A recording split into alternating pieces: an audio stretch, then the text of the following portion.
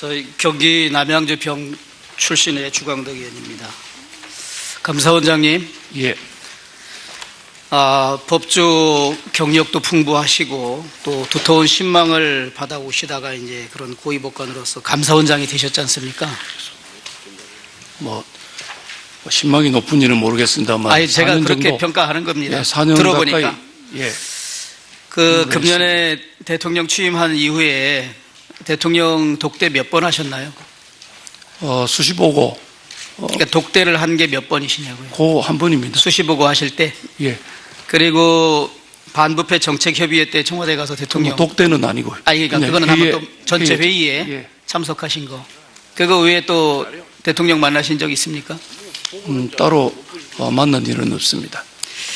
이제 그렇게 대통령을 그래도 수시보고를 통해서 독대할 수 있는 그런 위치에 계시고 고위법관으로서 이제 이렇게 두터운 신망을 받고 계신 분이 이제 임기가 한 2달여 남짓 남았나요? 한 달, 40일 조금 더 남았습니다. 예, 40일 정도. 그래서 지금 구체적인 감사원의 업무에 대해서 이런저런 것을 확인하고 잘못을 지적하는 것도 참 의미 있지만 이제 우리 새 정부가 출범한 이후 이 뭔가 국민의 기대에 못 미치는 것, 또 야당 의원들이 제기하는 문제 같은 부분에 대해서 대통령께서 좀 국정을 바로 잡으시고 또 대한민국이 제대로 돌아갈 수 있도록 남은 임기에 기회가 있다면 대통령께 진언을 해줬으면 좋겠다는 말씀을 드립니다. 이 반부패 정책 협의회 관련해서 제가 말씀을 드리겠습니다. 이 부패를 척결하고 엄단해서 우리 사회 정의를 바로잡자는 거에 이를 부인하는 공직자나 국민들은 한 사람도 없을 거라고 생각합니다. 그러나 이 부패 척결의 진정성을 보이려면 자신이 책임져야 될 부분, 또 자신이 사과해야 될 부분, 또 자신이 밝혀야 될 부분은 정확하게 국민한테 고하고 또 그 이후에 다른 정부나 다른 그 부패나 비리의 책임자들에 대해서 또 엄단하는 것이 그것이 부패 척결 내지 적폐 청산하려는 대통령의 국민에 대한 근본적으로 올바른 자세다. 동의하시죠? 원론적인 말씀. 제가 원론적인 입장에서 듣겠습니다. 그래서 저는 이 문재인 대통령께서 반부패 정책협의회 통해서 국가의 모든 권력기관뿐 아니라 외곽기관 장까지 다 청와대 9월 26일 날 회의를 통해서 그런 어떤 메시지를 하는 것은 일응 동의하지만 이것이 자칫 자신이 책임져야 될, 자신이 국민께 사과하고 고백해야 할 부분에 대해서는 눈 감고 반대 진영에서 일어났던 일에 대해서는 마치 모래밭에 있는 작은 사금 하나라도 탁 캐내려는 이런 식의 부패 척결, 적폐 청산은 국민이 동의할 수도 없고 이건 균형 잡힌 부패 척결이 아니다 이런 생각을 합니다. 문재인 대통령께서는 노무현 대통령 취임한 이래로 민정수석을 2번, 시민사회 수석을 1번, 대통령 특보를 1번, 비서실장을 1번 해서 임기 내내 청와대에서 국민 누가 봐도 사실상 2인자, 대통령께서도 동지이자 친구라고 말할 정도로 그런 위치에 있었습니다. 그렇다면 문재인 대통령께서도 청와대 2인자로 5년 내내 재직할 당시에 발생했던 노무현 대통령 가족의 비리, 그리고 정상문 당시 총무비서관이 대통령의 이 특수활동비 또 기타 개인 비리를 저질러서 징역 6년을 선고받았습니다. 또 당시 민정수석도 거액을 받은 비리로 3년 6개월이라는 실형을 받았습니다.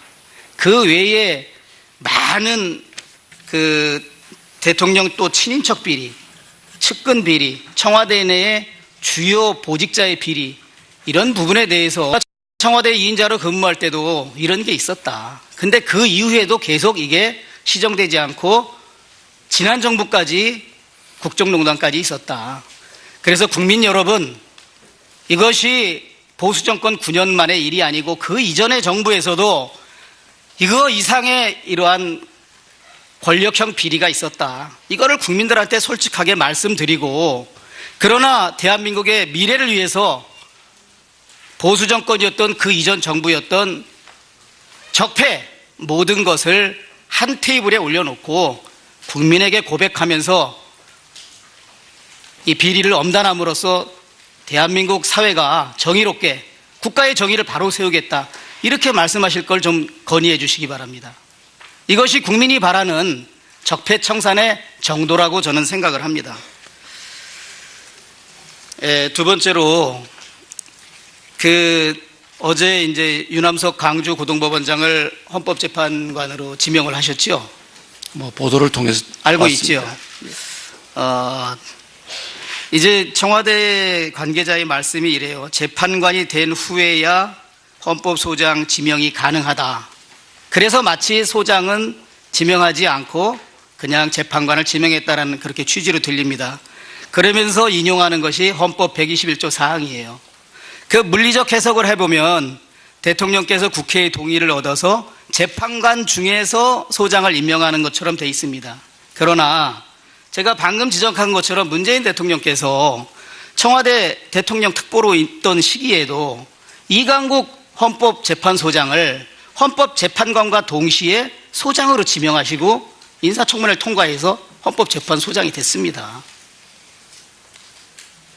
문재인 대통령께서 청와대의 대통령 특보로 2인자로 계실 때도 이렇게 했지 않습니까? 그러니까 실질적인 우리 헌법의 관례는 헌법 111조 4항의 규정에도 불구하고 공석이 되어 있는 헌법재판관과 헌법재판소장을 동일인으로 동시에 지명할 수 있다는 것을 이미 참여정부에서 했어요.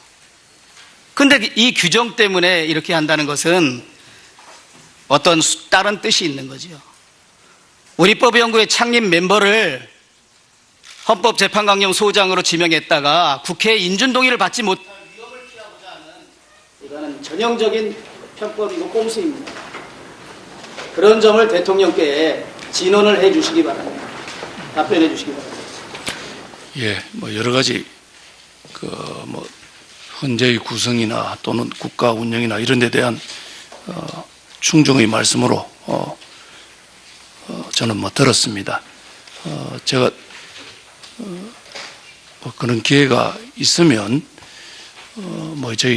저로서는 감사원이 결국 어떤 역할을 해야 될 것인지 하는 이런 부분에 대한 뭐 말씀을 드릴 기회가 있을지는 모르겠습니다만은, 또 감사원장으로서 어떤 경우에는 언급하지 말아야 될 부분도 있는 것 같습니다. 고도의 정치적인 형태도 있고 해서 의원님 말씀하신 그 부분은 여러 가지로 제 개인이 국가의 운영이나 이런 데 대해서 어떤 식견을 갖는 것이 좋을 것인가에 대한 말씀으로 해서 여러 가지로 좀 곰곰이 생각을 해보겠습니다. 예, 수고하셨습니다. 다음에 이춘석 의원님 질의하십시오. 예, 전북 익산갑 출신의 민주당 이춘석 의원입니다. 이게 국회 방송으로 녹화된다고 해서 우리 국민들이 오해가 있을 것 같아서 제가 한 가지만 말씀을 드리겠습니다. 참여정부 때 이강국 헌재소장이 헌재재판관과 헌재의 소장으로 동시에 임명된 건 맞습니다. 근데 그 당시에도 동시에 임명하는 것이 논란이 될 수밖에 없는 상황이었기 때문에 헌법 규정에 의해서 당시 여야가 그렇게 추천하는 것에 대해서 이의제기를 하지 않겠다라는 동의가 이루어진 상태에서 동시에 헌재소장과 헌법재판관을 동시에 임명한 겁니다. 그런데 지금의 여야 구조화에서는 어떤 형태의 임명 절차든 간에 다 야당 측에서 이의제기를 하기 때문에 현실적으로 헌재소장과 헌재재판관의 동시 임명이 불가능하다라고 판단해서 사실은 헌재재판관을 먼저 임명한 걸로 알고 있습니다. 제가 세월호 당시에 감사원장님 위기관리 기본지침에 국가안보실이 컨트롤 타워였다라고 명시된 거 감사원은 당시에 알고 있었죠. 그 지침은 저희들이 감사 당시에 확보를 했습니다. 예. 자요. 뭐 사실대로 말씀을 하시네요. 그 당시에 2014년 국정감사 때 감사원장님께서 모 의원이 위기관리 지침에 대한 질의를 하니까 지침을 인지하고 있었고 내부적인 규정으로도 알고, 그런데 그 규정 자체가 내부적인 규정으로 알고 있다 이렇게 답변하신 적 있죠. 그것도 그렇게 답변한 것도 저도 확인했습니다. 예, 예. 그런데 생각해보면 이게 감사원이 사실을 다 알고 있으면서 결과적으로는 그걸 공표하지 않음으로써 청와대를 감싼 것이 되는 건데 이게 정당한 일입니까? 저희들이 그 당시도 안보실이 하는 역할에 대해서는 이 국정감사장에서도 그렇고 정보의 종합 및 상황 관리라는 이야기는 분명히 임무가 그렇다는 말씀을 드렸습니다. 그 법제처에 확인해 보니까 이 불법 수정한 이유관리 지침이 8월 6일 날 공문 형식으로 통보되었다고 그래요. 감사원도 그 통보 받으셨습니까? 아마 저희들도 비상계획관실이 있으니까 아마 받았을 것으로 추측이 됩니다. 근데 세월호 감사할 때 우리 백혜련 의원님이 감사가 열람 청구를 했는데 이 청와대를 어떤 식으로 감사를 했느냐라고 하면 질문 딱 2개 던지고 끝냈죠. 청와대에 대해서. 그 당시에 제기된 그 쟁점 자체가 청와대에 대해서는 첫 번째로 컨트롤 타워가 어디냐는 거고 두 번째로 그 오전의 상황인데 성격이 배에 갇혀 있다는 그런 상황과 그 다음에 368명의 구조라는 오보에 대한 사항이 자요. 제대로 알겠습니다. 저기 그 PPT에 두 가지였습니다. PPT에 떠 있는 내용입니다. 2가지 질의한 내용 2개인데 저렇게 딱 청와대에 대해 질문 2개 딱 하고 행정관의 답변서 딱 들고 청와대 감사 딱 끝냈어요. 이게 청와대 눈치 안 보고 제대로 감사했다라고 지금도 자신 있게 말할 수 있습니까? 저희들이 당시 그 관련 자료를 요구했습니다만은 기억하시겠지만 그것이 대통령 기록물이다 해서 제출 거부를 했기 때문에 저희들은 그 나머지 자료, 저희들 확보 가능한 확인서뿐만 아니라 동영상이라든지 이런 걸 가지고 알겠습니다. 저 부분이 소명됐다고 아니, 말씀을 어차피 드렸습니다. 감사원장님께서는 감사원의 정당성만 말씀하실 테니까 그 정도 듣겠습니다. 우리 백혜련 의원하고 저기 아까 박주민 의원이 물어보는데 청와대가 조율했느냐라고 하니까 단언컨대 안 했다 이렇게 말씀하시는데 그 말씀 지금부터 책임지실 수 있으십니까? 예. 그러면 대통령한테 수시보고를 하거나 이렇게 들어갈 때 감사원이 제가 며칠 날 들어가겠습니다. 그러면 청와대가 알겠습니다. 그날 들어오십시오. 어서 오십시오. 이렇게 합니까? 조율 안 않습니까? 그 조율이 사전에 저희들이 수시보고를 하겠다고 하면 일자는 조율합니다.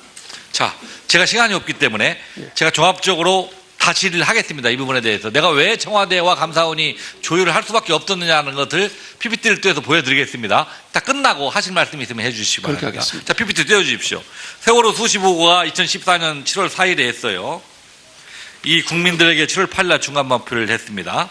근데 4일 전에 청와대에 발전했습니다. 이게 김용환 그 수석의 업무수첩인데요. 그 내용을 보면 정무비서에게 전달했다는 내용이 나옵니다. 7월 4일자로. 그래서 제가 혹시 그 다음 날이 무슨 날이냐라고 확인해 보니까 처음으로 조윤선 정무수석과 김기춘 비서실장이 국회 운영위에 출석하는 날이었어요. 두 출석해서 미리 다 아는 내용을 증언의 모순이나 오류 없이 다 국민들에게 답변을 냈습니다. 그 다음 거에 7월 9일 수첩입니다. 이런 내용이 있어요. 감사원 중간 보고 내용을 이용한다. 청와대의 책임 이런 내용들이 있어요. 그래서 제가 그 다음 날이 10월 10일 날이 어떤 날인지 또 확인해 봤어요. 그랬더니 세월호 국정조사특위가 대통령 조사실을 조사한 날입니다. 그날 국가안보실 1차장이 국회에 와서 한 말을 제가 그대로 인용해 보겠습니다. 컨트롤 타워라고 한다면 법상 분명히 중대본에 있는 것이고 그것은 어제 감사원에서 여러 가지 감사 결과 그것을 분명히 한 바 있다라고 감사원에 그대로 인용을 했습니다. 자, 그리고 원래 감사원의 감사 의결을 9월 4일 날에 했었는데 해경청장 때문에 10월까지 밀렸다는 게 감사원의 설명이 맞습니다. 9월 4일 의결하기 전에 9월 2일에 대통령 수시보고에 들어갑니다. 그런데 이 김영환 수석의 8월 30일 날 수첩에 이렇게 나옵니다. 김기찬 실장이 지시를 내립니다. 세월호 원인은 어느 정도 규명됐더니 재벌방지책을 정리하자. 감사원에 재벌방지책도 입수하고 검찰도 입수하고 각 기관별로 수습해 정리하자라고 보고를 합니다. 다음 날 그게 그 내용입니다. 떠 있는 내용이. 다음 날 김기춘 실장이 또 지시를 합니다. 세월호 관련 감사원과 권영희 향후 계획이라고 써 있습니다. 그리고 4일 뒤에 감사원이 들고 들어간 것이 뭐냐? 청와대 책임은 타독 빠지고 교통과 기관건설 등 8개 분야에 대해서 재난대응실태 자료를 가지고 들어갑니다. 그런데 이러한 일련의 과정들을 보면 감사원과 청와대가 교감이 전혀 없이 신묘하게도 딱 딱 감사원이 하면 청와대가 답변하고 청와대가 지시하면 감사원이 하고 이렇게 갑니다. 그 다음 거 한번 봅시다. 그 다음번에는 민정수석 수측에 수도 없이 나옵니다. 9월 16일에 세월호 감사 결과가 나오고 전원 구조 발표는 나오고 감사원 발표 시기 10월 8일 날 감사원 감사결표 발표 미리 받아서 검토해라. 이런 내용들이 수없이 나옵니다. 이게 한두 번이면 아 감사원이 그냥 오비작이다라고 하겠지만 앞뒤가 딱딱 맞아요. 감사원이 보고한 날 그 다음날 뭐하고 지시하면 뭐하고 우리는 감사하고 청와대와 전혀 조율 없었다. 이렇게 이 자리에서 말씀하실 수 있으십니까? 말씀해 주십시오. 아까도 말씀드렸지만 지금 저 민정수석께서 쓰신 내용은 저희들이 알 수가 없는 부분일 뿐만 아니라 몇 차례 말씀드린 것처럼 그 오프 레코더 이 부분이나 또는 저희들이 그 수시 보고에 저 다음 날인 거로 제가 기억을 하는데요. 그 다음 날에는 세월호 자체가 수시 보고 대상이 아니었습니다. 네, 수고하셨습니다. 다음 윤상직 의원님 질의해 주시기 바랍니다. 예, 부산 기장군 출신 윤상직 의원입니다. 제가 정책 자료집을 두 권 냈는데요. 하나는 4대강 관련해서 감사원 감사 문제하고 그다음에 그 부처별 비영리법인의 현황과 감사 문제에 대해서 정책 자료집을 냈습니다. 참고해 주십시오. 원장님, 어쨌든 임기는 끝낼 수 있을 것 같습니다. 어쨌든 임기 끝내는 자체가 저는 축하드릴 일이라고 이렇게 생각을 합니다. 수고 많이 하셨고요. 마지막까지 최선을 다해 주십시오. 자, 원장님. 예. 공무원이 민간기업의 인사에 개입하게 되면 어떻게 되죠? 그 여러 가지 문제가 생길 것으로 법적인 보입니다. 문제가 많이 생기죠. 그럴 것 같습니다. 예, 지금 그 부산 그 BNK 부산 그 금융지주회사 회장으로 그 우리 문재인 대통령의 그 스캠프에서 있었던 김지환 전 하나금융지주 부회장이 임명이 됐습니다. 회장이 됐는데 참 이게 참 묘합니다. 신묘합니다. 이게 그 여당의 정무위 국회의원이 부산은행 관련된 그 노조위원장 또 관련된 직원들 또 불러서 낙점됐으니까 받아들여라. 노조가 계속 반대하니까. 본인이 인사는 하진 않을 테니까 누군가가 지시했었다는 거 아니겠어요? 이게 누구겠습니까? 뭐 저희들은 알 수가 없습니다. 그렇죠. 이거 분명히 조사해야 되는 거 아닙니까? 저희들이 그 부분이 감사로 접근할 수 있는지는 통상 저희들 말씀드린 것 같이 사실관계나 이런 부분을 확인을 해봐야. 드릴게요. 이거 민간 기업이기 때문에 좀 하기 어렵다. 그런 말씀 하셨을 것 같아요. 뭐 그런 생각으로 말씀하신 것 같은데, 마사회에서 말이죠. 참 또 타이밍이 딱 맞게 그 마사에서 그 예금을 갖다가 그 경남은행의 지주회사인 그 BNK 금융그룹 회장의 이 김 회장이 딱 임명되고 난 이후에 집중적으로 예금을 예치합니다. 500몇십억을. 이게 금리도 낮아요. 다른 은행보다도. 이거 배임 행위에 속하지 않습니까? 그래도 그 중에서 가장 좋은 그런 걸 예금을 해야 되는데 이게 낮은데 했어요. 이 문제가 있죠. 그 다음에 뭐 구체적인 내용을 보면은요, 특히 대선 직후에 지난 8월까지 총 855억의 자금을 경남은행이 맡겼습니다.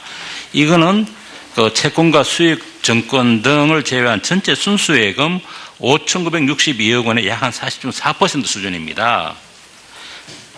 지금 그 마사회가 신용관리 위험을 위해서 특정 은행에 35% 이상 예금을 예치하지 못하도록 한 그런 내부 규정이 있습니다. 이게 어겨가면서 거기가 예금을 단기간에 몰아줬습니다. 뭐 뿐 아닙니다. 이거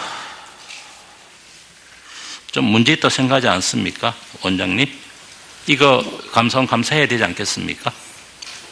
참 오비일학이거든요. 신뢰하거든요. 예. 아니 감사 대상이 되는지 여부는 마사회는 기본적인 사실관계나 이런 부분 사전 검토를 해봐야 마사회는 아니 기관의 성격의 문제가 아니라 그 사실관계라든지 이런 부분을 저희들이 확인하지 않는 상태에서 이 자리에서 단정적으로 감사를 검토해 보겠다든지 이런 말씀드리기는 좀 어렵습니다. 예, 당연히 뭐 우리 당에서도 이것은 문재인 정부의 신적폐다 이렇게 지적을 하면서 참 내로남불이다. 정권 지니까 똑같구나 그렇게 생각을 하면서 이 부분에 대해서는 아마 감사 청구를 하든가 또는 기타의 국정조사라든가 기타의 조치가 있을 거로 생각합니다. 적극적으로 협조해 주십시오. 예, 뭐 저희들이 국회 요구라든지 또는 감사 청구가 들어오면 그 예, 절차에 따라서 알겠습니다. 검토를 예. 하겠습니다. 두 번째 또 하나 이재정 경기교육감 참 있잖아요. 이 경기교육청의 그 교사들 해외 연수 프로그램을 자기 외동딸이 근무하는 미국 대학 어학원에다 몰아줬어요. 밀어줬어요. 참 이거 이래도 되는 겁니까? 무슨 이유인지 모르겠어요. 어떻게 생각하십니까? 이게 적절하다고 생각하십니까?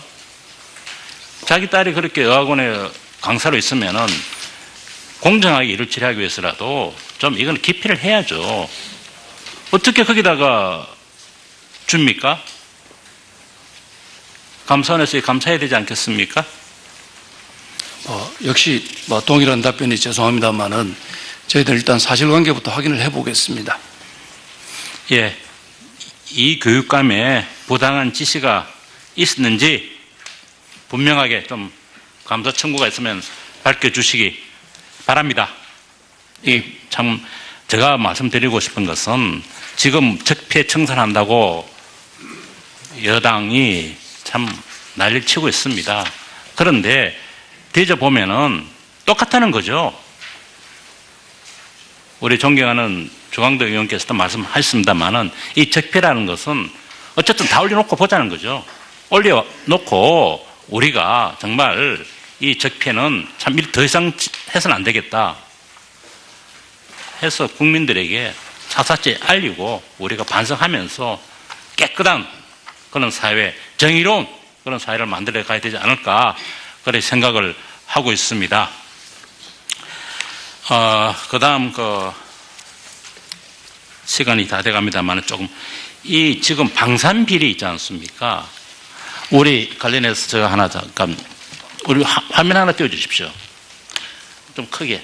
대통령께서 T50 타신 장면이 엄지척하신 거거든요. 우리 저 타시기 전에 우리 그 T50이나 수리오는 정말 이거 불량 무기였습니다. 그런데 저 타시고 나서 엊그저께 명품 무기로 바뀌었어요. 참 이렇게 해도 되는 겁니까? 나중에 질문 줘가지고. 예, 추가 질문. 아니, 원장님 한번 소감하고. 예, 지금 질의하신 부분에 정확하게 답변드리기는 어렵습니다만은 저희들이 수련 헬기와 관련해서 보면 명품인데 감사원이 폄하를 해서 수출에 문제도 있는 거 아니냐는 이런 의견이 있는 것 같습니다. 저희들이 명품인지 여부는 그 기준 자체가 여러 가지 개념의 있어서 명품이 아니다 이런 말씀 드리기는 어렵고요. 다만 수리온 헬기 수출과 관련해서 말씀드리면 저희들 생각은 이렇습니다. 제 개인 생각일 수도 있습니다만은 예. 대통령께서 타시면 명품이 되고 그전에는 불량무기가 되니까 제가 말씀드리는 겁니다. 예, 나중에 윤상직 의원님 보충 질의 때 다시 한번 말씀해 주시기 바랍니다. 다음에 조홍천 의원님 질의하십시오. 예, 경주 남양주갑의 조홍천 의원입니다. 저도 수리온 헬기에 대해서 좀 질문을 좀 하려고 하는데 아까 존경하는 여상규 의원님께서 원장님께 질의를 좀 하셨고 옆에 계시는 왕정홍 총장님 감사위원도 그때 당시 하셨고 지금 총장으로 계시고 해서 총장께서는 또 지금 어떠하신가 총장께 좀 여쭙게요. 작년 10월 달에 군수장비 획득 및 운영 비리 관리 기동 점검이라는 감사 보고서가 나옵니다. 맞죠? 예, 아마 위원님 알고 계시면 그러라고 생각이 듭니다. 이게 여기 있어요. 예. 예. 여기 보면은 수리원 얘기는 한마디도 없습니다. 이것도 저 감사위원회 거쳐가지고 한 거죠? 의결 거쳐가지고 한 예, 거죠? 다 의결했습니다. 예. 그러면 당시 감사위원들도 전부 이거 공개하는 것이 적절치 않다라고 해서 그렇게 이 비공개로 나온 거겠죠? 당시 1차 전반인가? 1차. 예. 아마 그때 저희들 감사위원회에서 의결할 때, 이 내용을 공개할 건지에 대해 가지고 논의를 하면서 지금 이미 그 다음 단계, 후속 단계 감사가 시작이 되어버렸기 때문에 이걸 밝히면 감사에 다음 조사에도 여러 가지 지장이 있을 수 있다는 이런 차원에서 다음 감사가 끝나면 통합해서 공개 여기 내세운 이유는 공공기관의 정보 공개에 관한 법률 제9조 제1항 제2호의 규정에 따라가 해당 내용은 공개하지 않습니다라고 되어 있습니다. 공공기관 정보공개 법률 제9조 제1항 제2호는 국가안전보장, 국방, 통일, 외교, 안보 등에 관한 사항으로서 공개될 경우 국가의 중대한 이익을 현저히 해칠 우려가 있다.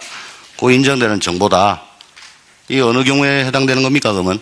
아마 그때는 1차 감사 결과에서는 그런 조문을 직접 걸지는 않았을 거고 아니, 2차 감사 결과를 공개할 때 그런 내용까지 같이 이게 논의를 2006년도 2016년도 10월 달에 감사 보고서예요. 보이시죠?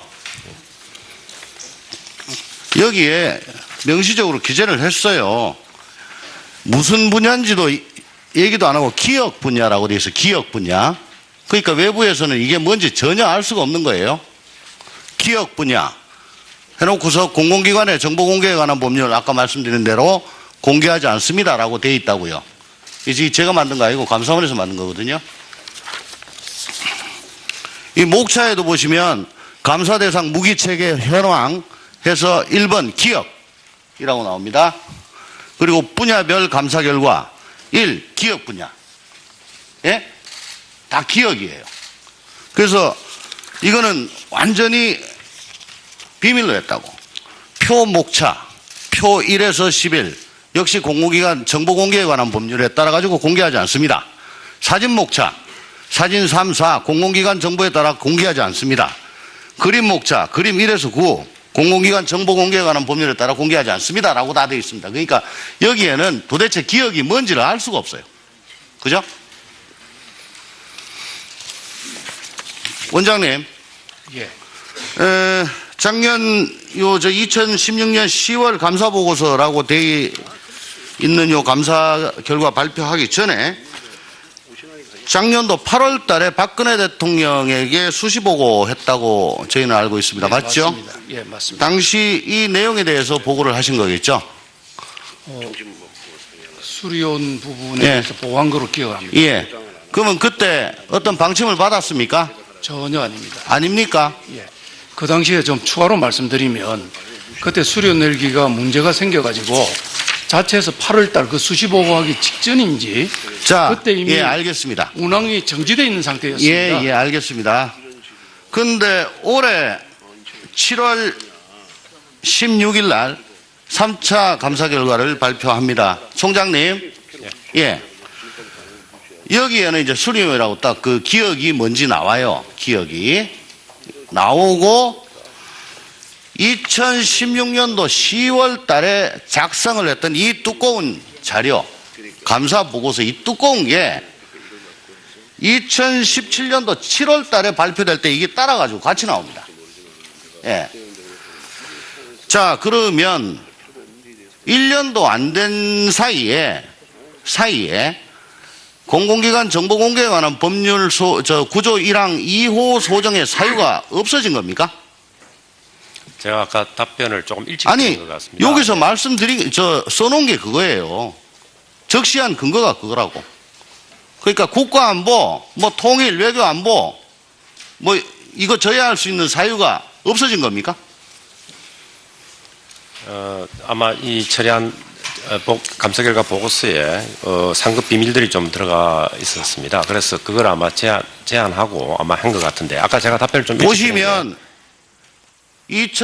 2017년 7월 달에 발표한 3차 발표 때 첨부한 게 2016년도 10월자로 찍힌 그게 그대로 같이 발표가 됐어요.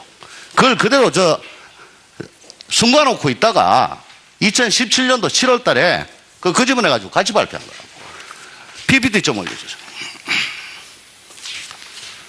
아까 존경하는 우리 여상규 위원님께서도 말씀하셨습니다만, 물론 저거는 뭐 카이 쪽에서 얘기하는 겁니다. 저게, 감사원에서 결함이 있다라고 지적한 사안들, 그동안 쭉 개선을 했는지 말았는지에 대해 가지고 카이 자기 나름대로 저걸 저렇게 얘기를 하는 모양입니다. 저기 보면은 체제 결빙 성능 요거만 진행 중이고 나머지는 다 완료가 됐다라고 합니다. 자, 제가 여쭙고 싶은 말씀 원장님께 올리겠습니다. 공공기관 정보공개 법률 9조 1항 2호 소정의 사유는 바뀐 게 없음에도 불구하고 바뀐 거는 오로지 정권이 바뀌었다. 박근혜 대통령에서 문재인 대통령으로 바뀌었다. 그래서 전 정부에서는 이거는 기억 사업이라고 도대체 무슨 얘기인지 못 알아먹게 만들고, 정권 바뀐 다음에는 전체를 갖다 그냥 다 까요. 근데 수리원 사업이 뭐 문제가 좀 있으니까 저렇게 했겠죠. 문제가 있으면 저렇게 또 완료가 됐으면 또 이게 공공기관 정보보호에 관한 법률 소정의 그런 내용이면, 그리고 저걸 수출을 해가지고 팔아먹어야 된다면 계속 비공개로 한 게 맞지 않았겠느냐. 새로운 정부에 눈에 들기 위해 가지고 입만 맞추기 한 거 아니냐라는 걸 여쭙고 있는 거예요. 그렇게 의심하시는 분이 많기는 합니다만은, 저희들이 그 당시에 논의한 거는 아까 총장께서 말씀하신 것처럼 이미 인정 부분, 지금 그 체계 결빙 일정 저 부분이 당시 이미 감사가 들어가 있는 상태였습니다. 그래서 그 부분을 같이 하는 것이 좋겠다. 그래서 저희들이 공개는 뒤에 했습니다만 이미 시행이 된 겁니다. 당시에. 네, 알겠습니다. 원장님 총장님 한마디만 하겠습니다. 원장님 총장님 말씀이 사실이라고 칩시다. 그렇다고 하더라도 작년 10월달 감사 보고서에 그러면 그렇게 사유를 기재하셨어야 돼요. 관련 감사가 진행 중이기 때문에 지금 공개하는 것이 적절치 아니해서 비공개한다고. 그 부분 지적하신 부분. 감사원에서 밝힌 사유가 그거기 때문에 그걸 가지고 지금 여쭙는 거예요. 예, 뭐 근데 당연히 여기는 한자도 없는 얘기를 갖다 지금 감사장에서 와가지고 하시면서 그거 믿으라 그러면 그거 어떡해요? 그러니까 항상 의심을 받는 거죠. 예, 그 부분은 뭐 충분히 의심을 가질 수는 있을 것 같습니다. 정권 입만 맞추는 감사원이라는 얘기가 나오는 거예요. 그 부분은 전혀 동의할 수가 없는 부분입니다. 국민들은 동의하십니까? 이사님. 예. 저희 경기 남양주 병 출신의 주광덕 의원입니다. 감사원장님, 예. 법조 경력도 풍부하시고 또 두터운 신망을 받아오시다가 이제 그런 고위법관으로서 감사원장이 되셨지 않습니까? 뭐 신망이 높은 일은 모르겠습니다만. 아니, 제가 4년 그렇게 정도, 평가하는 겁니다. 예, 4년 들어보니까. 가까이, 예. 금년에 대통령 취임한 이후에 대통령 독대 몇 번 하셨나요? 수시보고. 그러니까 독대를 한 게 몇 번이시냐고요? 그 한 번입니다. 수시보고 하실 때. 예. 그리고 반부패 정책협의회 때 청와대 가서 대통령. 독대는 아니고요. 아니, 그러니까 그거는 한번 또 전체 회의에 예. 참석하신 거. 그거 외에 또 대통령 만나신 적 있습니까? 따로 만난 일은 없습니다. 이제 그렇게 대통령을 그래도 수시보고를 통해서 독대할 수 있는 그런 위치에 계시고 고위법관으로서 이제 이렇게 두터운 신망을 받고 계신 분이 이제 임기가 한 2달여 남짓 남았나요? 한 달, 40일 조금 더 남았습니다. 예, 40일 정도. 그래서 뭐 지금 구체적인 감사원의 업무에 대해서 이런저런 것을 확인하고 잘못을 지적하는 것도 참 의미 있지만, 이제 우리 새 정부가 출범한 이후 이 뭔가 국민의 기대에 못 미치는 것, 또 야당 의원들이 제기하는 문제 같은 부분에 대해서 대통령께서 좀 국정을 바로 잡으시고 또 대한민국이 제대로 돌아갈 수 있도록 남은 임기에 기회가 있다면 대통령께 진언을 해줬으면 좋겠다는 말씀을 드립니다. 이 반부패 정책 협의회 관련해서 제가 말씀을 드리겠습니다. 이 부패를 척결하고 엄단해서 우리 사회 정의를 바로잡자는 거에 이를 부인하는 공직자나 국민들은 한 사람도 없을 거라고 생각합니다. 그러나 이 부패 척결의 진정성을 보이려면 자신이 책임져야 될 부분, 또 자신이 사과해야 될 부분, 또 자신이 밝혀야 될 부분은 정확하게 국민한테 고하고, 또 그 이후에 다른 정부나 다른 그 부패나 비리의 책임자들에 대해서 또 엄단하는 것이, 그것이 부패 척결 내지 적폐 청산하려는 대통령의 국민에 대한 근본적으로 올바른 자세다. 동의하시죠? 원론적인 말씀. 제가 원론적인 입장에서 듣겠습니다. 그래서 저는 이 문재인 대통령께서 반부패 정책 협의회 통해서 국가의 모든 권력기관뿐 아니라 외곽기관장까지 다 청와대 9월 26일 날 회의를 통해서 그런 어떤 메시지를 하는 것은 일응 동의하지만, 이것이 자칫 자신이 책임져야 될, 자신이 국민께 사과하고 고백해야 할 부분에 대해서는 눈 감고 반대 진영에서 일어났던 일에 대해서는 마치 모래밭에 있는 작은 사금 하나라도 탁 해내려는 이런 식의 부패 척결, 적폐 청산은 국민이 동의할 수도 없고. 무슨 날이냐라고 확인해 보니까 처음으로 조윤선 정무수석과 김기춘 비서실장이 국회 운영위에 출석하는 날이었어요.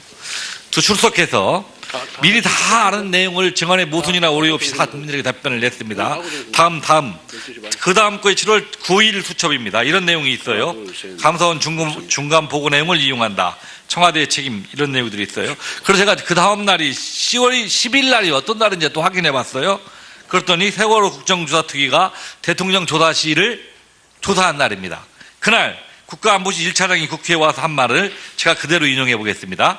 컨트롤 타워라고 한다면 법상 분명히 중대본에 있는 것이고, 그것은 어제 감사원에서 여러 가지 감사 결과 그것을 분명히 한 바 있다라고 감사원에 그대로 인용을 했습니다. 자, 그리고 원래 감사원의 감사 의결을 9월 4일 날에 했었는데 해경청장 때문에 10월까지 밀렸다는 게 감사원의 설명이 맞습니다. 9월 4일 의결하기 전에 9월 2일에 대통령 수시 보고에 들어갑니다. 그런데 이 김영환 수첩의 8월 30일 날 수첩에 이렇게 나옵니다. 김기찬 실장이 지시를 내립니다. 세월호 원인은 어느 정도 규명됐더니 재벌방지책을 정리하자. 감사원에 재벌방지책도 입수하고 검찰도 입수하고 각 기관별로 수습해 정리하자라고 보고를 합니다. 다음 날 그게 그 내용입니다. 저 떠 있는 내용이. 다음 날 김기춘 실장이 또 지시를 합니다. 세월호 관련 감사원과 권영희 향후 계획이라고 써 있습니다. 그리고 4일 뒤에 감사원이 들고 들어간 것이 뭐냐? 청와대 책임은 타독 빠지고 교통과 기관건설 등 8개 분야에 대해서 재난대응실태 자료를 가지고 들어갑니다. 그런데 이러한 일련의 과정들을 보면 감사원과 청와대가 교감이 전혀 없이 신묘하게도 딱 감사원이 하면 청와대가 답변하고 청와대가 지시하면 감사원이 하고 이렇게 갑니다. 그 다음 거 한번 봅시다. 그 다음번에는 민정수석 수첩에 수도 없이 나옵니다. 9월 16일에 세월호 감사 결과가 나오고 전원 구조 발표 나오고 감사원 발표 시기 10월 8일 날 감사원 감사결표 발표 미리 받아서 검토해라. 이런 내용들이 수없이 나옵니다. 이게 한두 번이면 감사원이 그냥 오비작이다라고 하겠지만 앞뒤가 딱딱 맞아요. 감사원이 보고한 날 그 다음 날 뭐하고 지시하면 뭐하고 우리는 감사하고 청와대와 전혀 조율 없었다. 이렇게 이 자리에서 말씀하실 수 있으십니까? 말씀해 주십시오. 아까도 말씀드렸지만 지금 저 민정수석께서 쓰신 내용은 저희들이 알 수가 없는 부분일 뿐만 아니라 몇 차례 말씀드린 것처럼 그 오프 레코더 이 부분이나 또는 저희들이 그 수시 보고에 저 다음 날인 거로 제가 기억을 하는데요. 그 다음 날에는 세월호 자체가 수시 보고 대상이 아니었습니다. 네, 수고하셨습니다. 다음 윤상직 의원님 질의해 주시기 바랍니다. 예, 부산 기장군 출신 윤상직 의원입니다. 제가 정책 자료집을 2권 냈는데요. 하나는 4대강 관련해서 감사원 감사 문제하고 그다음에 그 부처별 비영리 법인의 현황과 감사 문제에 대해서 정책 자료집을 냈습니다. 참고해 주십시오. 헌법 111조 4항의 규정에도 불구하고 공석이 되어 있는 헌법재판관과 헌법재판소장을 동일인으로 동시에 지명할 수 있다는 것을 이미 참여정부에서 했어요. 근데 이 규정 때문에 이렇게 한다는 것은 어떤 다른 뜻이 있는 거죠. 우리법연구회 창립 멤버를 헌법재판관령 소장으로 지명했다가 국회 인준 동의를 받지 못할 위험을 피하고자 하는 이거는 전형적인 편법이고 꼼수입니다. 그런 점을 대통령께 진언을 해 주시기 바랍니다. 답변해 주시기 바랍니다. 예, 뭐 여러 가지 뭐 헌재의 구성이나 또는 국가 운영이나 이런 데 대한 충정의 말씀으로 저는 뭐 들었습니다. 제가 뭐 그런 기회가 있으면 뭐 저로서는 감사원이 결국 어떤 역할을 해야 될 것인지 하는 이런 부분에 대한 뭐 말씀을 드릴 기회가 있을지는 모르겠습니다만은 또 감사원장으로서 어떤 경우에는 언급하지 말아야 될 부분도 있는 것 같습니다. 고도의 정치적인 행태도 있고 해서 의원님 말씀하신 그 부분은 여러 가지로 제 개인이 국가의 운영이나 이런 데 대해서 어떤 식견을 갖는 것이 좋을 것인가에 대한 말씀으로 해서 여러 가지로 좀 곰곰이 생각을 해보겠습니다. 예, 수고하셨습니다. 다음에 이춘석 의원님 질의하십시오. 예, 전북 익산갑 출신의 민주당 이춘석 의원입니다. 이게 국회 방송으로 녹화된다고 그래서 우리 국민들이 오해가 있을 것 같아서 제가 한 가지만 말씀을 드리겠습니다. 참여정부 때 이강국 헌재소장이 헌재재판관과 헌재의 소장으로 동시에 임명된 건 맞습니다. 근데 그 당시에도 동시에 임명하는 것이 논란이 될 수밖에 없는 상황이었기 때문에 헌법 규정에 의해서 당시 여야가 그렇게 추천하는 것에 대해서 이의제기를 하지 않겠다라는 동의가 이루어진 상태에서 동시에 헌재소장과 헌법재판관을 동시에 임명한 겁니다. 그런데 지금의 여야 구조화에서는 어떤 형태의 임명 절차든 간에 다 야당 측에서 이의제기를 하기 때문에 현실적으로 헌재소장과 헌재재판관의 동시 임명이 불가능하다라고 판단해서 사실은 헌재재판관을 먼저 임명한 걸로 알고 있습니다. 제가 세월호 당시에 그 감사원장님 위기관리 기본지침에 국가안보실이 컨트롤 타워였다라고 명시된 거 감사원은 당시 알고 있었죠? 그 지침은 저희들이 감사 당시에 확보를 했습니다. 예. 자요. 뭐 사실대로 말씀을 하시네요. 그 당시에 2014년 국정감사 때 감사원장님께서 모 의원이 위기관리 지침에 대한 질의를 하니까 지침을 인지하고 있었고 내부적인 규정으로도 알고 이건 균형 잡힌 부패 척결이 아니다 이런 생각을 합니다. 문재인 대통령께서는 노무현 대통령 취임한 이래로 민정수석을 2번, 시민사회 수석을 1번, 대통령 특보를 1번, 비서실장을 1번 해서 임기 내내 청와대에서 국민 누가 봐도 사실상 2인자, 대통령께서도 동지이자 친구라고 말할 정도로 그런 위치에 있었습니다. 그렇다면 문재인 대통령께서도 청와대 2인자로 5년 내내 재직할 당시에 발생했던 노무현 대통령 가족의 비리, 그리고 정상문 당시 총무비서관이 대통령의 이 특수활동비 또 기타 개인 비리를 저질러서 징역 6년을 선고받았습니다. 또 당시 민정수석도 거액을 받은 비리로 3년 6개월이라는 실형을 받았습니다. 그 외에 많은 대통령 또 친인척 비리, 측근 비리, 청와대 내의 주요 보직자의 비리, 이런 부분에 대해서 청와대 2인자로 근무할 때도 이런 게 있었다. 근데 그 이후에도 계속 이게 시정되지 않고 지난 정부까지 국정농단까지 있었다.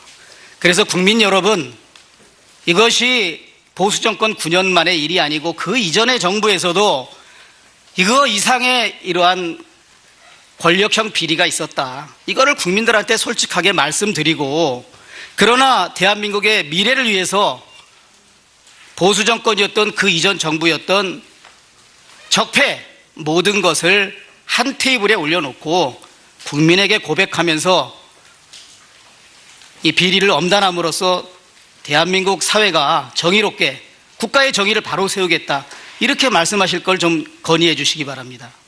이것이 국민이 바라는 적폐청산의 정도라고 저는 생각을 합니다. 두 번째로 어제 이제 유남석 강주 고등법원장을 헌법재판관으로 지명을 하셨죠? 뭐 보도를 통해서 알고 봤습니다. 있죠. 이제 청와대 관계자의 말씀이 이래요. 재판관이 된 후에야 헌법소장 지명이 가능하다. 그래서 마치 소장은 지명하지 않고 그냥 재판관을 지명했다라는 그렇게 취지로 들립니다. 그러면서 인용하는 것이 헌법 121조 사항이에요. 그 물리적 해석을 해보면 대통령께서 국회의 동의를 얻어서 재판관 중에서 소장을 임명하는 것처럼 돼 있습니다. 그러나 제가 방금 지적한 것처럼 문재인 대통령께서 청와대 대통령 특보로 있던 시기에도 이강국 헌법재판소장을 헌법재판관과 동시에 소장으로 지명하시고 인사청문회를 통과해서 헌법재판소장이 됐습니다. 문재인 대통령께서 청와대의 대통령 특보로 2인자로 계실 때도 이렇게 했지 않습니까? 그러니까 실질적인 우리 헌법의 관례는, 그런데 그 규정 자체가 내부적인 규정으로 알고 있다, 이렇게 답변하신 적 있죠? 그것도 그렇게 답변한 것도 저도 확인했습니다. 예. 그런데 생각해보면 이게 감사원이 사실을 다 알고 있으면서 결과적으로는 그걸 공표하지 않음으로써 청와대를 감싼 것이 되는 건데, 이게 정당한 일입니까? 저희들이 그 당시도 안보실이 하는 역할에 대해서는 이 국정감사장에서도 그렇고 정보의 종합 및 상황 관리라는 이야기는 분명히 임무가 그렇다는 말씀을 드렸습니다. 그 법제처에 확인해 보니까 이 불법 수정한 이유관리 지침이 8월 6일 날 공문 형식으로 통보되었다고 그래요. 감사원도 그 통보 받으셨습니까? 아마 저희들도 비상계획관실이 있으니까 아마 받았을 것으로 추측이 됩니다. 근데 세월호 감사할 때 우리 백혜련 의원님이 감사가 열람 청구를 했는데 이 청와대를 어떤 식으로 감사를 했느냐라고 하면 질문 딱 2개 던지고 끝냈죠? 청와대에 대해서. 그 당시에 제기된 그 쟁점 자체가 청와대에 대해서는 첫 번째로 컨트롤 타워가 어디냐는 거고, 두 번째로 그 오전의 사항인데 성경이 배에 갇혀 있다는 그런 사항과 그 다음에 368명의 구조라는 오보에 대한 사항이 자요. 제대로 알겠습니다. 저기 지금 그 PPT에, 두 가지였습니다. PPT에 떠 있는 내용입니다. 2가지. 질의한 내용 2개인데 저렇게 딱 청와대에 대해 질문 2개 딱 하고 행정관의 답변서 딱 들고 청와대 감사 딱 끝냈어요. 이게 청와대 눈치 안 보고 제대로 감사했다라고 지금도 자신 있게 말할 수 있습니까? 저희들이 당시 그 관련 자료를 요구했습니다만은 기억하시겠지만 그것이 대통령 기록물이다 해서 제출 거부를 했기 때문에 저희들은 그 나머지 자료, 저희들 확보 가능한 확인서뿐만 아니라 동영상이라든지 이런 걸 가지고 알겠습니다. 그 부분이 소명됐다고 아니, 말씀을 어차피 드렸습니다. 감사원장님께서는 감사원의 정당성만 말씀하실 테니까 그 정도 듣겠습니다. 우리 백혜련 의원하고 저기 아까 박주민 의원이 물어보는데 청와대가 조율했느냐라고 하니까 단언컨대 안 했다 이렇게 말씀하시는데 그 말씀 지금부터 책임지실 수 있으십니까? 예. 그러면 대통령한테 수시보고를 하거나 이렇게 들어갈 때 감사원이 제가 며칠 날 들어가겠습니다. 그러면 청와대가 알겠습니다. 그날 들어오십시오. 어서 오십시오. 이렇게 합니까? 조율 안 씁니까? 그 조율이 사전에 저희들이 수시보고를 하겠다고 하면 일자는 조율합니다. 자, 제가 시간이 없기 때문에 제가 종합적으로 다 질의를 하겠습니다. 이 부분에 대해서. 내가 왜 청와대와 감사원이 조율을 할 수밖에 없었느냐는 것을 PPT를 떼서 보여드리겠습니다. 딱 끝나고 하실 말씀 있으면 해주시기 바랍니다. 그렇게 하겠습니다. 자, PPT 떼어주십시오. 세월호 수시보고가 2014년 7월 4일에 했어요. 이 국민들에게 7월 8일 중간 발표를 했습니다. 근데 4일 전에 청와대에 발전했습니다. 이게 김용환 그 수석의 업무수첩인데요. 그 내용을 보면 정무비서에게 전달했다는 내용이 나옵니다. 7월 4일자로. 그래서 내가 혹시 그 다음날이